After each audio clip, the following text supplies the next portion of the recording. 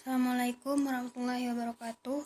Saya Isyail Yasin akan menjelaskan materi tentang semikonduktor light and detector, terutama pada subbab laser fundamental.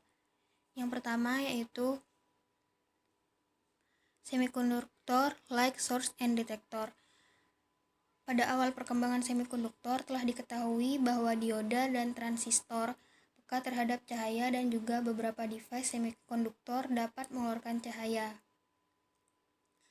Pada proses rekombinasi, dari gejala tersebut dapat dikembangkan device-device sensitif cahaya baik sebagai detektor ataupun pemancar. Kemudian laser fundamental. Laser sendiri merupakan akronim dari Light Amplification by Simulated Emission of Radiation, atau dalam bahasa Indonesia yaitu sebuah cahaya yang dikuatkan kemudian distimulasi untuk menghasilkan sebuah radiasi. Laser sendiri merupakan sebuah alat yang digunakan untuk mengkonsentrasikan cahaya menjadi pancaran sinar yang sempit. Laser terdiri dari dua buah elemen dasar. Yang pertama, media penguatan. Ini bisa berupa padat, cair, atau gas.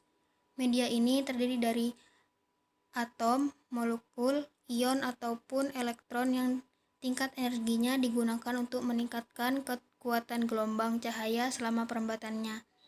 Prinsip fisik yang terlibat disebut emisi terstimulasi.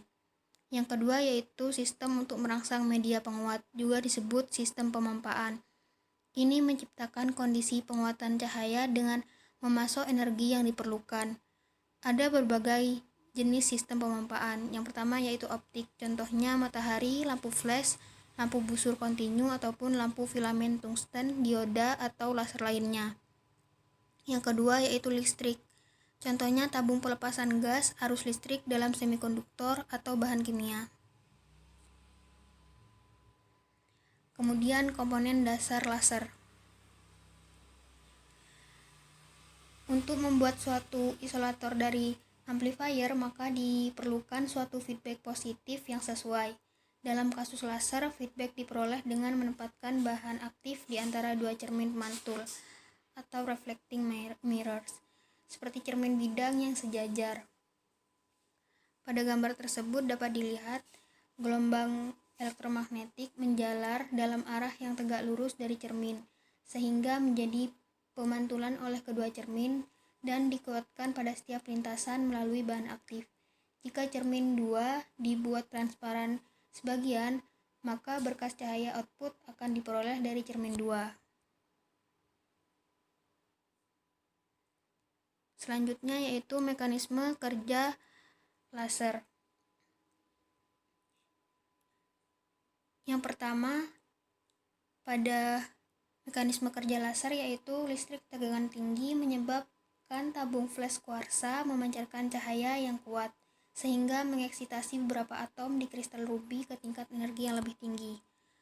Kemudian, pada tingkat energi tertentu, beberapa atom memancarkan partikel cahaya yang disebut foton. Awalnya foton dipancarkan ke segala arah, kemudian foton dari suatu atom merangsang emisi foton dari atom lain, dan intensitas cahaya dengan cepat diperkuat. Setelah itu, cermin pada setiap ujungnya akan mencerminkan foton bolak-balik, meneruskan proses emisi dan memperkuat rangsangan ini. Dan yang terakhir, foton akan meninggalkan cermin perak sebagian di salah satu ujungnya. Ini adalah merupakan sinar laser.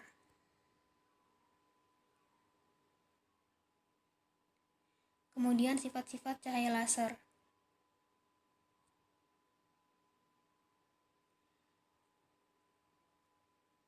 Yang pertama yaitu monokromatik.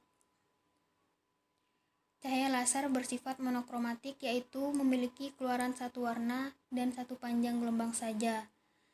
Sifat ini diakibatkan oleh hanya ada satu frekuensi yang dikuatkan yaitu V sama dengan energi kedua dikurangi energi pertama kemudian dibagi habar. Ini berarti memberikan laser yang ideal terbentuk dari suatu kumpulan foton berfrekuensi tepat sama dan semua foton tersebut terfase. Yang kemudian susunan dua cermin yang membentuk cavity resonance, sehingga osilasi hanya terjadi pada frekuensi yang sesuai dengan cavity, di mana cavity resonance merupakan lubang resonansi yang berfungsi sebagai jalur untuk foton. Kemudian sifat yang kedua yaitu coherence. Salah satu sifat yang terjadi pada cahaya laser akibat kesamaan fase adalah koherensi. Ketika mengkarakterisasikan sistem laser yang sebenarnya, secara umum diasumsikan bahwa sinar laser pada awalnya adalah terfase dan inkoherensi. Laser timbul karena sifat monokromatis yang jelek dari sumber.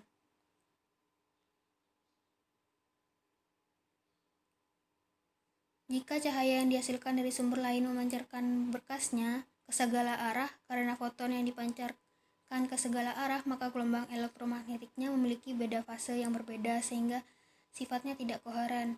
Dan jika kita melihat cahaya yang dihasilkan matahari memiliki kecenderungan sifat polikromatik, yaitu bisa memancarkan banyak warna dan banyak panjang gelombang. Salah satunya yaitu jika kita meneruskan cahaya matahari atau cahaya lampu pada sebuah prisma, maka akan ada pembiasan warna-warni seperti warna pelangi. Seperti cahaya monokromatik yang telah melewati prisma hanya memiliki lintasan searah yang tidak menyebar.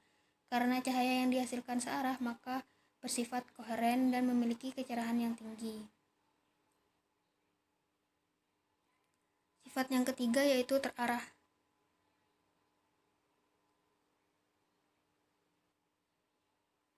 Cahaya yang dihasilkan laser bersifat terarah, artinya foton yang dipancarkan dalam satu arah. Keterarahan ini merupakan konsekuensi langsung ditempatkannya bahan aktif dalam cavity resonance, di mana hanya gelombang yang merambat dalam arah yang tegak lurus terhadap cermin yang dapat dipertahankan dalam cavity.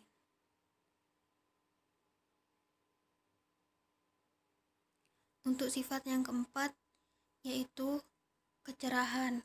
Kita dapat mendefinisikan kecerahan spektral sebagai suatu sumber sebagai daya yang mengalir persatuan luas, satuan bandwidth, dan terradian. Jadi berkas laser mempunyai kecerahan yang sangat tinggi dibandingkan dengan sumber biasa. Selanjutnya yaitu tipe-tipe cahaya laser. Yang pertama, tipe cahaya laser berdasarkan bentuk fisik bahan aktif.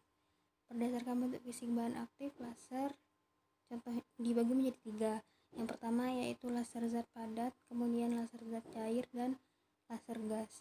Laser zat padat adalah laser yang menggunakan zat padat sebagai mediumnya, contohnya yaitu laser ruby. Sedangkan laser zat cair contohnya yaitu laser DIE.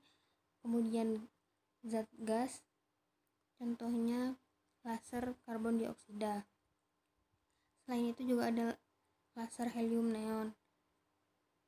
Untuk tipe cahaya laser yang kedua yaitu berdasarkan panjang gelombang yang dipancarkan. Contohnya laser ultraviolet. Sinar UV menemukan berbagai aplikasi termasuk desinfeksi UV air dan alat-alat UV curing perekat, kontrol kualitas bagi banyak bahan, dan fluoresasi menari untuk tujuan analisis, sehingga sinar ultraviolet berbeda dalam dua hal yang berbeda pada dasarnya. Panjang gelombang pendek pada sinar ultraviolet memungkinkan fokus yang tepat pada generasi struktur yang sangat halus, asalkan sumber cahaya dengan koherensi spasial tinggi yang digunakan. Hal ini digunakan dalam UV fotolitografi seperti yang digunakan misalnya untuk membuat perangkat mikroelektronik. Kemudian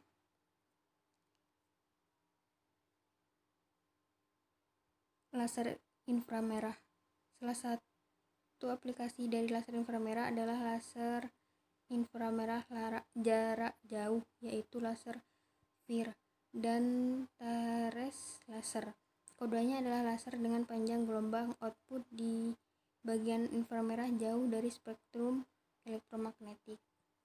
Selanjutnya yaitu klasifikasi laser. Klasifikasi sinar laser secara internasional yang diuraikan dalam standar konsensus seperti pada IEC 825.